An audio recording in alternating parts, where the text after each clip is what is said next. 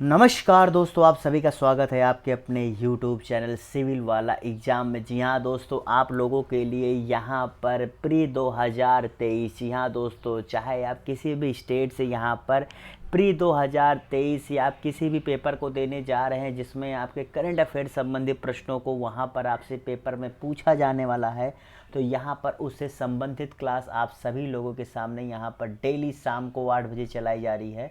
जी हाँ दोस्तों, डेली शाम को 8 बजे यहाँ पर आप लोग देख सकते हैं। कल पहली क्लास यहाँ पर हुई थी, तो आप लोग ये देख सकते हैं। और उसके साथ ही साथ अन्य महत्वपूर्ण क्लासेज जो आपकी तैयारी के लिए जरूरी, जैसे मैंने यूपी पीसीएस को लेकर के यहाँ पर आपके सामने प्रीवियस ईयर क्वेश्चंस जो है डाले हुए हैं, तो ऐसे ही महत्वपूर्ण क्लासेज, महत्वपूर्ण चीज़ें आप सभी को देखने को मिल रही है। तो इसके लिए आप मेरे इस यूट्यूब चैनल को सब्सक्राइब जरूर करें और साथ ही साथ अपने इन सारे दोस्तों को शेयर भी करें और ख़ुद देखिए कि क्या आप इनमें से प्रश्नों को सही कर पा रहे हैं कि नहीं।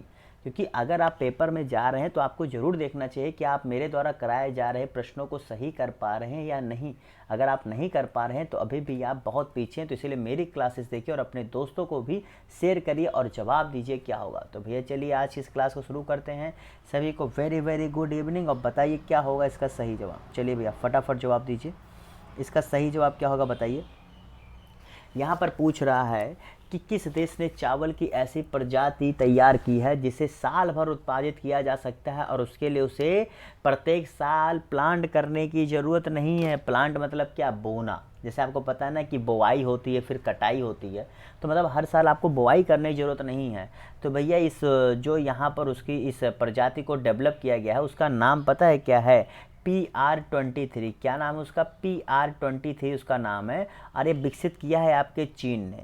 मतलब ये इतना अच्छा, मतलब इन्होंने इस तरह से, मैं तो बहुत अच्छा माना, क्योंकि इसमें ये कहा गया कि आप एक बार इसे प्लांट कर दीजिए, उसके बाद आप 8 बार तक, कितने 8 बार तक आप उससे उगा सकते। एक बार प्लांट करके आप 8 बार उगा सकते हैं, सोचिए। और इससे क्या होगा, आपका जो लेबर कॉस्ट होगा कम होगा, जो इनपुट कॉस्ट लगता है एक फसल को बोने में उसमें कमी आएगी। तो इन सारी चीज़ों में बचत ही बचत होगी, ठीक है। ऐसा नहीं है कि जीरो हो जाएगा, लेकिन कमी आएगी। मैं वर्ड यूज कर रहा हूँ, कमी आएगी, ठीक है। चलिए अगले प्रश्न की तरफ बढ़ते हैं। अगला प्रश्न यहाँ पर पूछा जा रहा है। देखिए भाई, इससे पहले कल आप लोग का जो है पहले एपिसोड में हमने जो है 1 से लेकर के 20 प्रश्नों को पढ़ाया हुआ था। यहाँ जो है 21 से लेकर के आज आपको 45 तक मैं पढ़ाने वाला हूँ, ठीक है। कल मैंने कहा था कि डेली आपको कम से कम 25 से 30 प्रश्न आपको कम से कम जो है देखने को मिलेंगे, ठीक है। चलिए, क्योंकि मैं चाहता हूँ ज़्यादा 30 मिनट की क्लास हो, मैं उससे बड़ी क्लास नहीं, क्योंकि डेली आप पढ़िए करंट अफेयर्स, डेली थोड़ा थोड़ा पढ़ेंगे आपको फ़ायदा देखेगा। बहुत ही चुन चुन प्रश्न ला रहा हूँ, ऐसे प्रश्न जो आपके प्रीवियस ईयर पेपर उठा के देखेंगे तो इसी तरह के प्रश्न आपको देखने को मिलेंगे।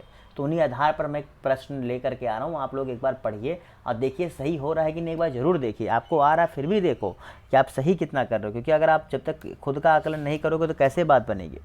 कह रहा है कि गृह मंत्रालय द्वारा जारी मातृभाषा सर्वे, तो किसने जारी किया था? गृह मंत्रालय। ये पूछ सकता है। कौन सी रिपोर्ट थी? गृह भाषा सर्वे। इसके अनुसार कितने प्रतिशत भारतीय हैं जो हिंदी बोलते हैं? चलिए बताइए भैया। तो ये भारत में देखिए टोटल 19,500 जो है क्या भाषा या क्या बोलियाँ बोली जाती हैं, भाषा या बोलियाँ बोली जाती हैं। और उनमें हिंदी बोलने वालों की संख्या कितनी है? 43। इसे आप 44% के आसपास मान के चले। क्यों? क्योंकि 43.6% इसका एग्जैक्टली डाटा। कितना? 43.6%। तो इसका सही जवाब क्या होगा? ए, ठीक है, ओके। और अगर हिंदी के बाद अगर आपसे पूछा जाए तो कौन सी भाषा जो सबसे ज़्यादा बोली जाती है, तो हिंदी के बाद जहाँ तक मुझे पता है शायद वो बंगाली है। जी भैया, हिंदी के बाद शायद मेरे ख्याल से वो भाषा बंगाली है जो सबसे ज़्यादा बोली जाती है। चलो अगले प्रश्न की तरफ बढ़ते हैं। अगला प्रश्न है, अटल न्यू इंडिया चैलेंज प्रोग्राम किसके द्वारा चलाया जा रहा है? जी भैया, अटल न्यू इंडिया चैलेंज प्रोग्राम किसके द्वारा चलाया जा रहा है? बताइए इसका सही जवाब क्या होगा। तो भैया जितने लोगों ने यहाँ पर क्या नीति आयोग जवाब दिया और सही कर लिया। दरअसल आपका जो अटल न्यू इंडिया, जिसे क्या एनिक कहते हैं, शॉर्ट फॉर्म में इसे अनिक भी कहते हैं, ये आपके एम के द्वारा क्या अटल इनोवेशन मिशन के अंतर्गत चलाया जा रहा है, ठीक है। इसमें ये किया जा रहा है कि इसमें जो है जो प्रौद्योगिकी से संबंधित क्षेत्रों में जो नवोन्मेषण यानी क्या जो इनोवेशन कर सकते हैं उस क्षेत्र में काम करने के लिए इस प्रोग्राम को चलाया जा रहा है, जिसमें 1 करोड़ रुपया जो है ग्रांट दिया जाएगा। ग्रांट पता है क्या होता है? जहां पर आप पैसा दे करके आप उसे वसूलते नहीं है, वो ग्रांट होता है, ठीक है। तो ये दिया जाएगा 1 करोड़ तक। अगला प्रश्न है, भारतीय बायोलॉजिकल डाटा सेंटर, क्या 1 मिनट क्या हो गया यार, चलो 1 मिनट। भारतीय बायोलॉजिकल डाटा सेंटर का उद्घाटन किस राज्य में किया जा रहा है? बायोलॉजिकल डाटा सेंटर, देखिए बायोलॉजिकल डाटा सेंटर का मतलब ये हो रहा है कि यहाँ पर जो भारत के विभिन्न बायो चीज़ें हैं उनका क्या संरक्षण किया, मतलब उसका एक पूरा डाटा तैयार किया जाएगा, ठीक है। और ये जो है पहला, भारत का पहला लाइफ साइंस डाटा होगा, मतलब जीव विज्ञान से संबंधित जो है ये भारत का पहला डाटा सेंटर होने वाला, ठीक है। ये भी आपको जानना पड़ेगा, ठीक है। और कहाँ पर स्थापित किया जा रहा है, तो ये आपके हरियाणा के फरीदाबाद में। जी भैया, देखिए मैं ज़्यादातर राज्यों का नाम लेता हूँ क्योंकि जो आपसे प्रश्न पूछे जाते हैं खास करके पीसीएस एग्जाम्स में, वहाँ पर या उससे लोअर एग्जाम्स हो वहाँ पर स्टेट स्पेसिफिक ज़्यादा लिखा रहता है, ठीक है। जितना मैंने प्रीवियस वहाँ पर उसके क्या नाम है, स्टेट के जिलों पर प्रश्न नहीं पूछते बल्कि स्टेट स्पेसिफिक प्रश्न पूछते हैं, इसलिए मैं आपको यहाँ पर स्टेट स्पेसिफिक ही आपको ऑप्शंस में देता हूँ, ठीक है। क्योंकि देखिए आपको बेसिकली तैयारी पढ़िए वैसे जो पेपर में काम है, ठीक है। तो फरीदाबाद में हो रहा भारत का पहला, इससे ज़्यादा आपको इससे ज़्यादा जानने की जरूरत नहीं है, ठीक है। चलो अगला प्रश्न है, भारत का पहला प्राइवेट रॉकेट, फिर से देखिए प्राइवेट रॉकेट जो श्रीहरिकोटा से प्रक्षेपित किया गया का क्या नाम है? तो कहाँ से किया गया भैया, एक चीज़ तो आपका ये प्रश्न पूछेगा, तो श्रीहरिकोटा से। कहाँ पर? श्रीहरिकोटा से। और ये जो प्रक्षेपित किया गया इसे जो है मिशन प्रारंभ के अंतर्गत, जी भैया मिशन प्रारंभ के अंतर्गत इसे प्रक्षेपित किया गया। इससे भी डायरेक्ट प्रश्न पूछा था कि मिशन का नाम क्या था, ठीक है। और कौन सा भैया किया गया, तो उसका सही जवाब क्या है, विक्रम एस। क्या भैया, विक्रम एस। आपको पता है कि जो है विक्रम जी हमारे देश के क्या नाम है, विक्रम जहांगीर भाभा जी हमारे देश के कितने सारा भाई थे, जहांगीर नहीं सॉरी विक्रम सारा भाई थे, माफ़ करेगा मैंने दो लोगों का नाम एक साथ मिक्स कर दिया, सॉरी। तो इनके नाम पर ही जो है विक्रम इसका नाम रखा गया है, जो क्या थे, जो इंडिया स्पेस प्रोग्राम के फाउंडर थे, यानी क्या संस्थापक थे, ठीक है, समझ गए। और ये विक्रम एस जो है इसके लॉन्च के लिए कलाम 80, जी भैया इसके लॉन्च के लिए कलाम 80 क्या नाम है का प्रयोग किया गया है लॉन्च व्हीकल के रूप में। आप जानते हैं ना कोई भी रॉकेट लॉन्च व्हीकल से लॉन्च की जाती है, तो कलाम 80 जो है ये लॉन्च व्हीकल इसका प्रयोग किया गया था, ठीक है, समझ गए। चलो और इसमें ऐसा नहीं कि अकेले किया गया, इसमें इसरो और जो है आपका क्या नाम है, इसरो और इन स्पेस दोनों ने जो है मिल करके काम किया, ठीक है। इसरो और इन स्पेस दोनों ने मिल करके यहाँ पर काम किया।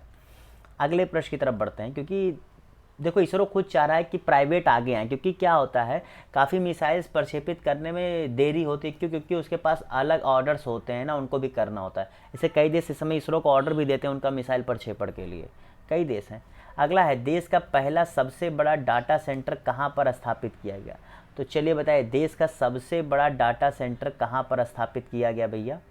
डाटा सेंटर माने जो आपके डाटाज हैं, डाटाज माने क्या, जैसे आपके यहाँ पर आप मोबाइल चला रहे हैं, आपके डाटा बन रहा है, अब वो डाटा क्या होता है, कंपनियां क्या करती हैं, उसी डाटा का प्रयोग करती हैं, उसी डाटा का प्रयोग करके उसे बेचती हैं और बेच करके क्या पैसा कमाती है। आपको लग रहा है कि हमें फ्री मिल रहा है, फ्री में कुछ नहीं मिल रहा होता भैया, सब समय इस समय जो है सब पैसे का खेल है। और इसका नाम क्या रखा गया है, योत्ता, क्या नाम भी जान के चलो, योत्ता D1, योत्ता D1 इसका नाम है। और ये आपके कहाँ पर, उत्तर प्रदेश के ग्रेटर नोएडा में, जी भैया उत्तर प्रदेश के ग्रेटर नोएडा में जो है ये स्थापित किया जा रहा है, ठीक है। और ये जान के चलो कि ये भारत में इस तरह का पहला है, ठीक है, जिस पर करीब 5,000 करोड़ रुपए जो है खर्च किया जा रहा है। और इससे ये माना जा रहा है कि जितना अब, और ये ऐसा नहीं कि पूरा, ये केवल अभी भारत में जितना डाटा होता है उसका केवल 20% ही कर पाएगा, लेकिन कम से कम एक शुरुआत तो हो रही है, ये अच्छी बात है।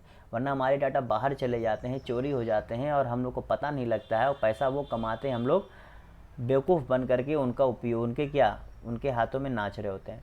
वर्तमान में भारत में कुल चालू, माफ़ करेगा यहाँ कुल होगा, कुल चालू, हाँ कुल चालू न्यूक्लियर पावर रिएक्टर कितने हैं बताइए, कुल कितने न्यूक्लियर पावर रिएक्टर हमारे भारत में चालू हैं, ये बताइए, इसका सही जवाब क्या होगा।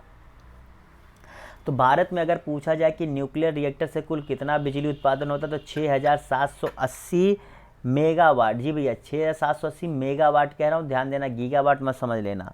और कुल अगर चालू पूछा जाए तो 22 प्लांट चालू हैं पूरे भारत में मिला करके। और अगर न्यूक्लियर पावर प्लांट्स को 3 भागों में विभाजित किया जाता है, ठीक है, ये आपको पता होना चाहिए, इससे ज़्यादा आपको मत जानिए क्योंकि वरना आपकी दिक्कत हो जाएगी, ठीक है, समझ गए।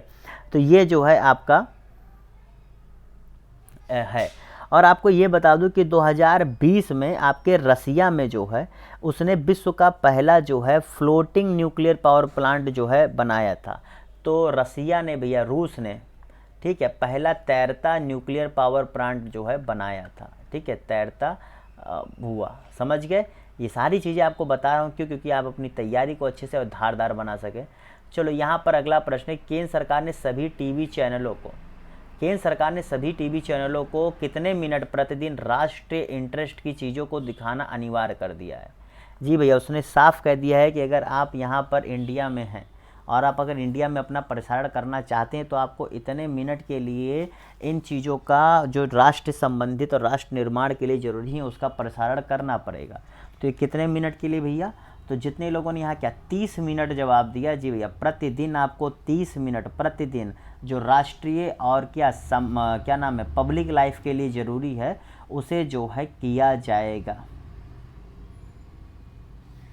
चलिए अगले प्रश्न की तरफ बढ़ा जाए। इसी बात भैया देखिए, क्लास अगर अच्छी लग रही है तो लाइक जरूर कर दीजिए। देखिए अगर आप क्लास अच्छी लग रही है, प्रश्न अच्छे लग रहे हैं, समझाया अच्छे से जा रहा, तो और क्या चाहिए, तो लाइक करिए भैया। अगले प्रश्न की तरफ बढ़ते हैं।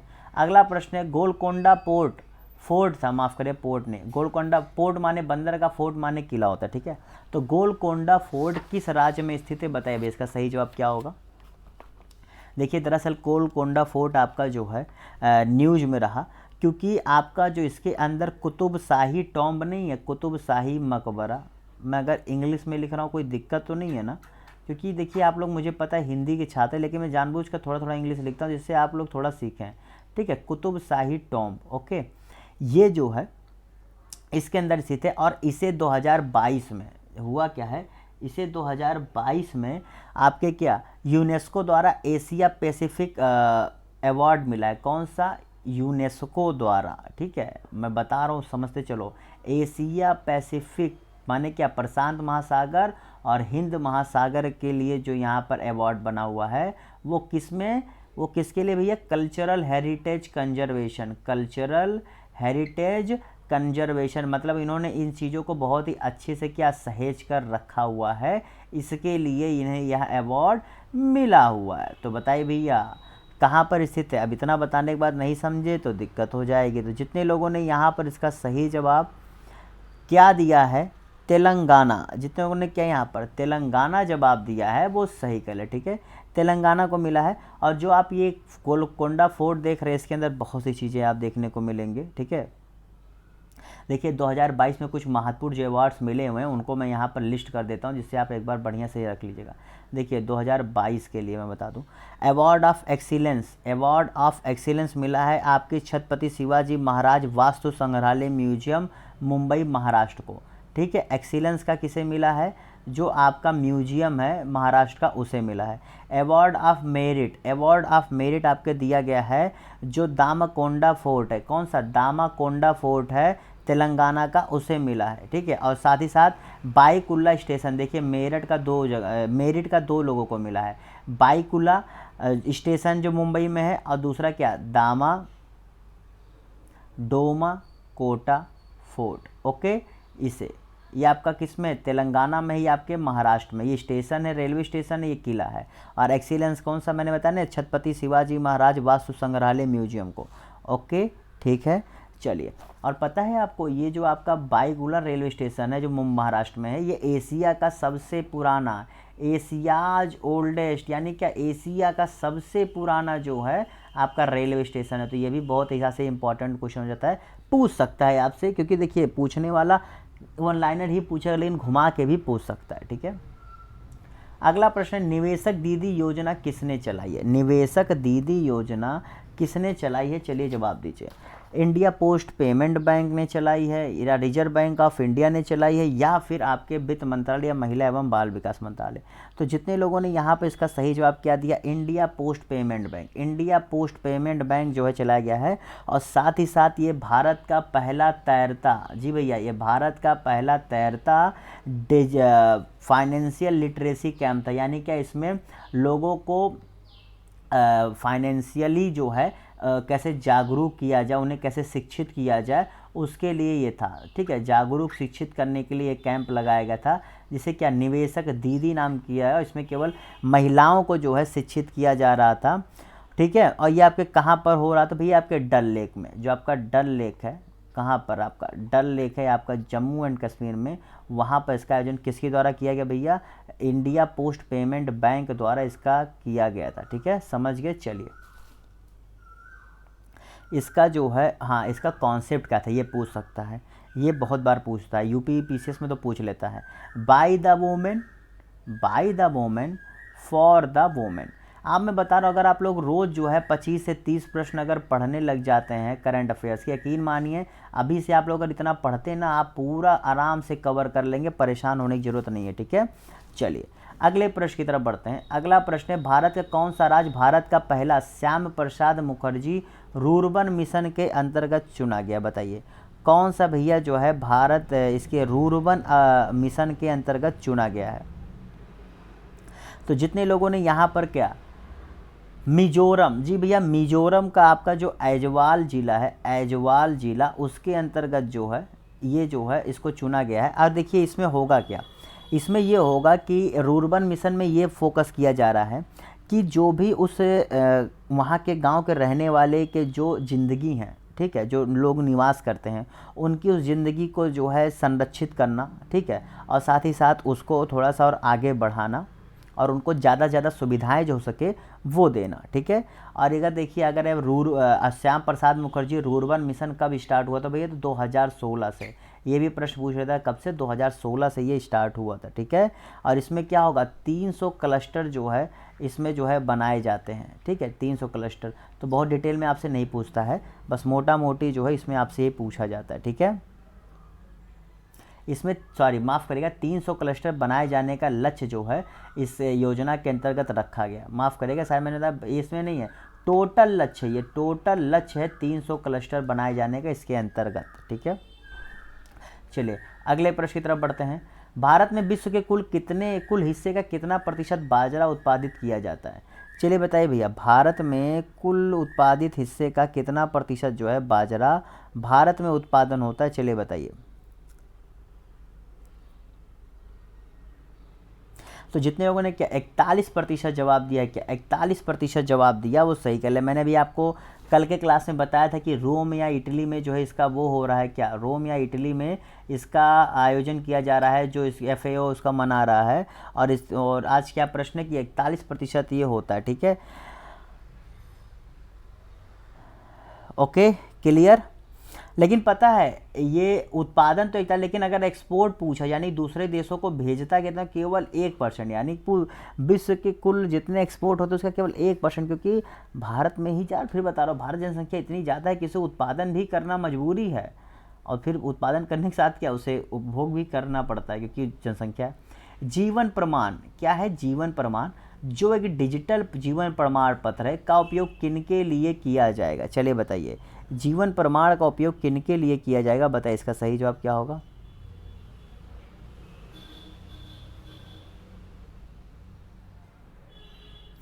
क्या है भैया, जितने लोगों ने यहाँ पर इसका सही जवाब क्या दिया, क्या है, केंद्र सरकार पेंशन राशि किसी भी सरकारी संगठन के पेंशन भोगियों के लिए या इनमें से सभी, बताइए किसके लिए था। 1 मिनट यार, ये क्या हो जाता है, किसके लिए था।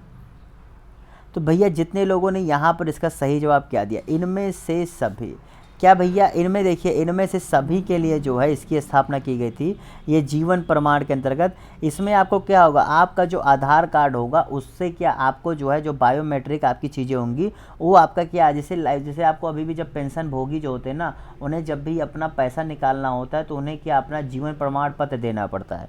तो अब आपके जीवन प्रमाण पत्र के रूप में अब आप बायोमेट्रिकली जो है आधार से आप अपना बना सकते हो, आपको बार बार जाने की ज़रूरत नहीं पड़ेगी। और उनमें जो है ये सभी लोगों को, जो केंद्र सरकार के हैं, जो राज्य सरकार के हैं, और जो किसी भी सरकारी संगठन से जो है संबंध रखते हैं, अगर वो पेंशन लेते तो वो सभी जो है इसके लिए क्या एलिजिबल होंगे। तो उसमें सही जवाब क्या, इनमें से सभी।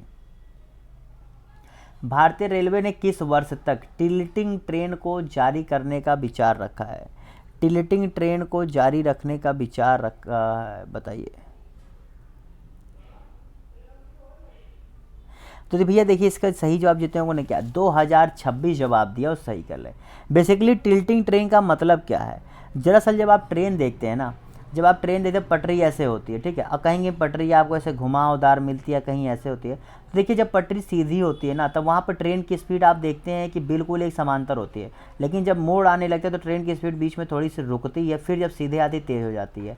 तो ये इसमें किया जा रहा है कि जो ट्रेन की स्पीड अगर मुड़ाव पर भी कम ना हो, उसकी स्पीड वैसे बनी रहे, तो उसके लिए जो ट्रेन के डिब्बे डिज़ाइन किए जाएंगे ना, उनको हल्का सा झुकावदार बनाया जाएगा। और ये 2026 से जो है इसको करने की योजना इन्होंने रखी है, ठीक है। इससे पहले अभी विश्व में 11 ऐसे अन्य देश हैं जहाँ पर ये जो है इस तरह की ट्रेनों का प्रयोग जो है किया जा रहा है, ठीक है। चलिए अगले प्रश्न की तरफ बढ़ते हैं। अगला प्रश्न, असमानता को कम करने के लिए को प्रतिबंध इंडेक्स के अनुसार भारत किस स्थान पर है। चलिए यहाँ प्रश्न पूछ रहा है कि इस इंडेक्स के अनुसार कौन सा स्थान है भारत का।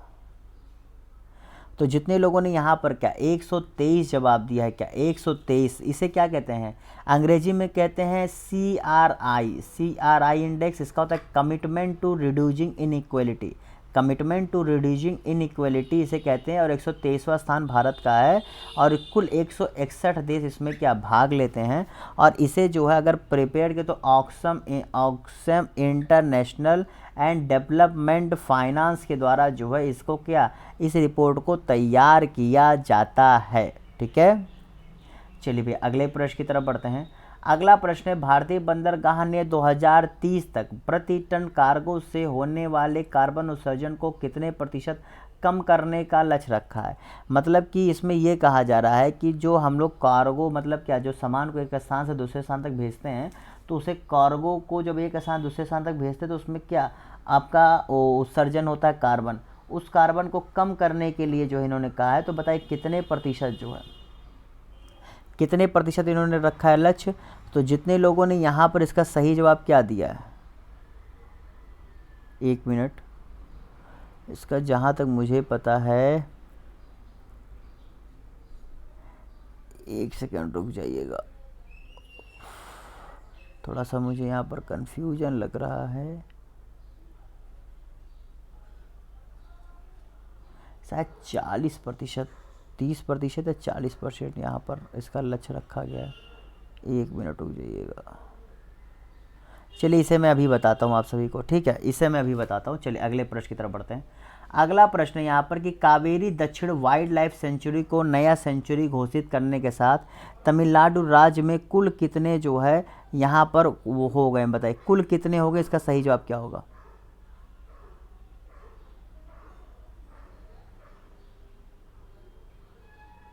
तो जितने लोगों ने यहाँ पर क्या 17 जवाब दिया है, क्या 17 जितने लोगों ने जवाब दिया वो सही कर ले। यहाँ पर देखिए Kaveri south wild life sanctuary को तमिलनाडु गवर्नमेंट ने जो है किया है। और ये देखिए जो आपके ये वहाँ के कृष्णगिरी और धर्मपुरी ज़िले में जो है फैला रहेगा, जो आपकी जानने की ज़रूरत नहीं है क्योंकि ये बहुत डिटेल में इतना पूछता भी नहीं है। बस टोटल 17 हो गए हैं, और नए कौन सा हुआ भाई, तो कावेरी दक्षिण वाइल्ड लाइफ सेंचुरी जो है घोषित किया गया है। और ये नीलगिरी जो बायोस्फीयर रिजर्व है, ठीक है, उससे ये जुड़ा रहेगा, नीलगिरी बायोस्फीयर रिजर्व। भारत में किस राज्य में मैनग्रोव का सबसे अधिक प्रतिशत मिलता है। मैनग्रोव माने जानते हो क्या होता है, जैसे आप लोग को क्या बताऊं, मैनग्रोव का मतलब होता है, हिंदी मुझे एग्जैक्टली नहीं याद आ रही यार, हिंदी इसका। दरअसल ये न्यूज़ में इसलिए है क्योंकि अभी मैनग्रोव अलायंस बनाया गया, क्या मैनग्रोव अलायंस बनाया गया है, जिसमें जहाँ पर देखिए मैनग्रोव से पता है जो आपके चक्रवात या हरिकेन आते हैं उनको जो है ये आपके लैंड पर टकराने से पहले वो इनसे जब टकरा, क्योंकि ये समुद्र जहाँ ये पता है कहाँ होते हैं, ये समुद्र और स्थल का जहाँ मिलन हो रहा होता है वहीं पर इनका आपको देखने को मिलेगा। उसके लिए हर जगह नहीं होते हैं, कहीं कहीं होते हैं, उसके लिए एक सिचुएशन चाहिए होता है, उतना आपको जानने की ज़रूरत नहीं है। तो इसका सही जवाब क्या होगा भैया, जी भैया वेस्ट बंगाल, पश्चिम बंगाल में ये जो है सबसे ज़्यादा यहाँ पर आपको देखने को मिलेगा, ठीक है, भारत में, जो कि सुंदरवन एरिया में। उसके बाद आपका गुजरात है, फिर आपका कौन सा है, फिर तीसरे पर आपका अंडमान एंड निकोबार आता है, ठीक है, अंडमान निकोबार आपका तीसरे पर आता है। तो टॉप 3 आपके जो है ये हैं, समझ गए। और भारत में पता है आपके साउथ एशिया का, भारत में आपके साउथ एशिया का अकेले 50% मैनग्रोव कवर पाया जाता है, मतलब जितना साउथ एशिया में उसका अकेले 50% केवल भारत में ही देखने को मिलता है। अगला प्रश्न है, क्लाइमेट चेंज परफॉर्मेंस इंडेक्स के अनुसार भारत का विश्व में कौन सा रैंक है? चलो क्लाइमेट चेंज परफॉर्मेंस इंडेक्स के अनुसार बताओ क्या होगा। तो जितने लोगों ने यहाँ पर इसका सही जवाब क्या दिया है, ये भैया देखिए ये 2023 के लिए लाया गया था, तो इसका सही जवाब क्या है? जितने लोगों ने क्या आठवां जवाब दिया है वो सही कर ले, ठीक है। इस जो ये पहले स्थान से मतलब पहले ये 10वें स्थान पर था, अब ये यहाँ पर कितने 8वें स्थान पर पहुँच चुका है, ठीक है। अब ये 8वें स्थान पर पहुँच चुका है और इसमें टोटल जो है यूरोपियन कंट्रीज और 59 अन्य मतलब यूरोपियन कंट्रीज प्लस 59 अन्य कंट्रीज को मिला करके यहाँ पर जो है इसका निकाला जाता है। और ऐसा माना जाता है कि विश्व में जितना ग्रीन हाउस गैस एमिशन होता है उसका 92% इन्हीं 59 और प्लस यूरोपियन यूनियन से होता है पूरे विश्व का, ठीक है। तो भारत इसमें क्या 8वें स्थान पर है इस रिपोर्ट के अनुसार। रणथंभौर टाइगर रिजर्व के टाइगर को किस अन्य टाइगर रिजर्व में स्थानांतरित किया जा रहा है बताइए। रणथंभौर टाइगर रिजर्व के टाइगर को किस अन्य जो है टाइगर रिजर्व में स्थानांतरित किया जा रहा है, चलिए बताइए भैया इसका सही जवाब क्या होगा। तो जितने लोगों ने यहाँ पर इसका सही जवाब क्या दिया है, जी भैया जितने लोगों ने यहाँ पर इसका सही जवाब दिया है सरिस्का, जिन्होंने क्या सरिस्का टाइगर रिजर्व जवाब दिया है वो सही कर लें, क्योंकि यहाँ पर जो है जनसंख्या में कमी आ रही है, तो जनसंख्या की कमी को फिर से वहाँ पर बढ़ाने के लिए जो है इसका जो है प्रयोग किया जाता है। इसमें ये होता है कि एक जगह से दूसरे स्थान भेजा जाता है और वहाँ पर वैसी सिचुएशन भी होती है, पहले यहाँ पर भी थे लेकिन अब आपको दिक्कतें हो रही थी तो इसके लिए फिर से ऐसा किया जा रहा है, ठीक है। चलिए ओके,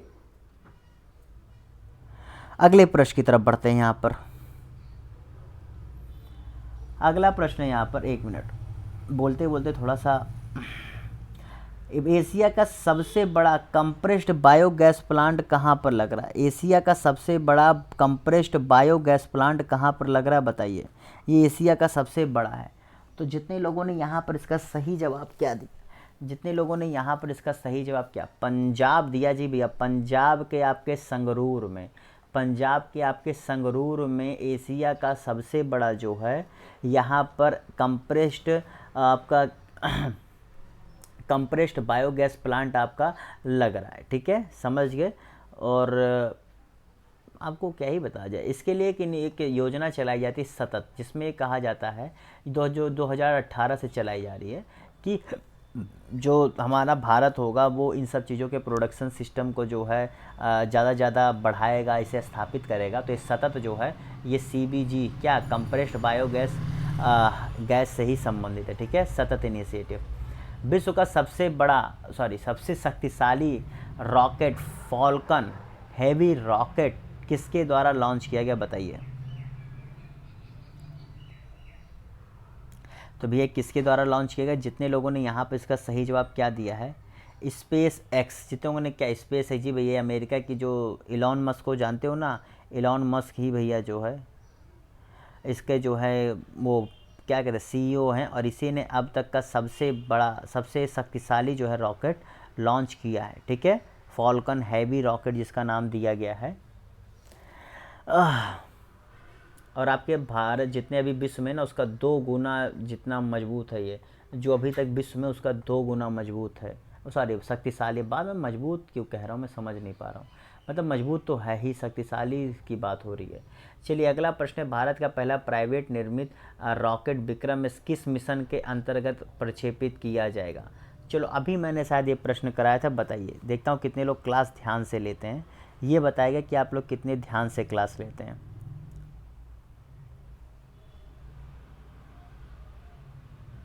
तो जिन्होंने क्या मिशन प्रारंभ, जी भैया अभी मैंने बताया था कि मिशन प्रारंभ के अंतर्गत श्रीहरिकोटा से जो इसे प्रक्षेपित किया जा रहा है, जिसमें इन स्पेस और क्या नाम है इसरो मिल करके काम कर रहे हैं, और इसे जो है स्काई रूट के द्वारा जो है विकसित किया जा रहा है। ये शायद मैंने नहीं बताया रहा होगा, अच्छा मैं भूल गया था, स्काई रूट के द्वारा। और स्काई रूट जो है ऐसे विक्रम में जैसे टोटल तीन को जो है प्लानिंग कर रहा है, ठीक है। चलो अगले प्रश्न की तरफ बढ़ते हैं, जो जिला दिवस किस तारीख को मनाया जाता है, चलिए बताइए भैया, जो जिला दिवस किस तारीख को मनाया जाता है बताइए।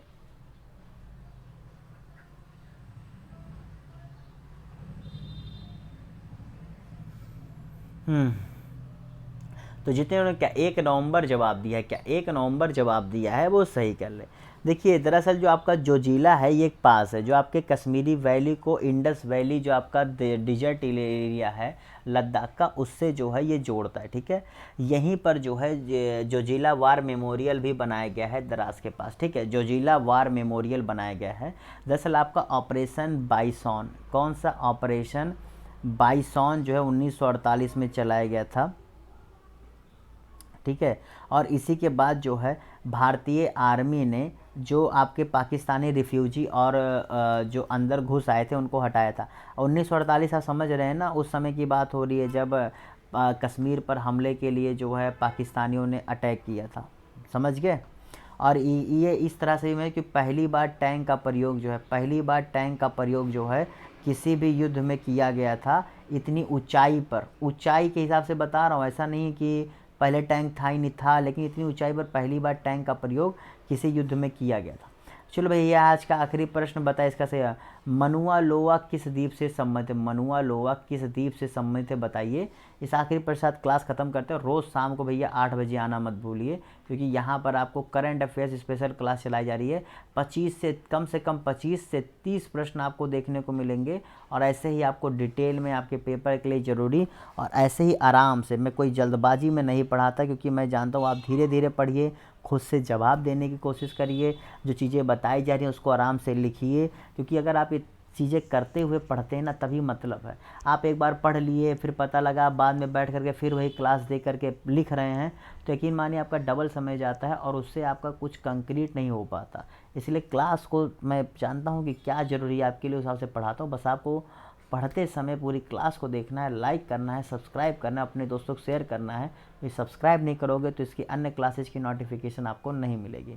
और सुबह जो है आपको 8 से 8:30 के बीच में भी एक क्लास देखने को मिलती है, जब लोग की तैयारी संबंधित बहुत ज़रूरी है, तो उसे भी देखें और शेयर करें। तो इस आखिरी प्रश्न का जितने लोगों ने यहाँ पर इसका सही जवाब क्या दिया है, हवाई, जी भैया जो आपका हवाई आर्कीपेलागो है वहीं पर ये जो है स्थित है। क्या नाम इसका, मनुआ लोकुआ। ये इसलिए अभी न्यूज में है क्योंकि यहाँ पर जो है वोल्केनो, ठीक है, वोल्केनो का जो है यहाँ पर ये माना जा रहा है कि ये फिर से जो है फट सकता है, क्योंकि इसका जो है अभी सबसे ज़्यादा एक्टिव वोल्केनो जो है वो के हवाई आर्कीपेलागो में ही देखा जा रहा है, और उसके आर्कीपेलागो के ये आपके मनुआ लोआ पर जो है ये सबसे क्या एक्टिव माना जा रहा है, ये किसी भी समय फट सकता है, ऐसी उम्मीद जो है की जा रही है। क्योंकि यहीं आपके हवाई में ही एक आपका है कियालुआ, क्या है कियालुआ, ये जो है आपका 2018 में यहाँ पर आपको पता है ना कि यहाँ पर लावा फटा था और काफ़ी घरों का और काफ़ी चीज़ों का नुकसान हुआ था। ठीक है,